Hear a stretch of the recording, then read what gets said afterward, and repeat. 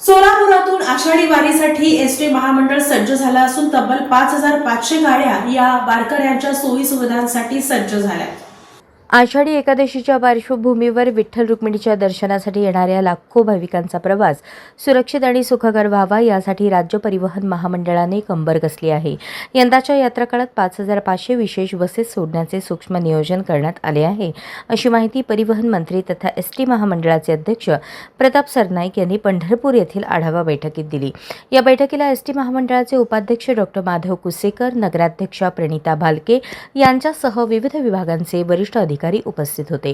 गावागावातून थेट बस आणि तिकीट सवलती, भाविकांच्या सुविधेसाठी महामंडळाने ग्रुप बुकिंगची देखील सोय केली आहे. राज्यातील कोणत्याही गावातून 40 किंवा त्याहून अधिक भाविकांची मागणी केल्यास थेट त्यांच्या गावातून पंढरपूरसाठी विशेष एसटी बस उपलब्ध करून दिली जाईल. विशेष म्हणजे या विशेष बस प्रवासातही शासनाच्या सर्व सवलती लागू राहतील. 75 वर्षांवरील ज्येष्ठांना अमृत ज्येष्ठ नागरिक योजनेअंतर्गत मोफत प्रवास, तर महिलांना महिला सन्मान योजनेअंतर्गत तिकीट दरात 50% सवलत मिळणार आहे.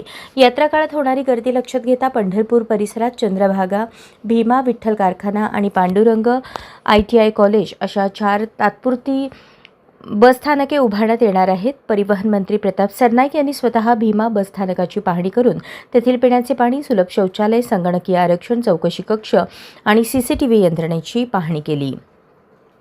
परतीच्या प्रवासाची गर्दी नियंत्रणात ठेवण्यासाठी मार्गनिहाय स्वतंत्र रांगा लावण्यात येतील. वाहतूक सुरळीत ठेवण्यासाठी 35हून अधिक वाहतूक नियंत्रक आणि सुरक्षा रक्षक तैनात केले जातील.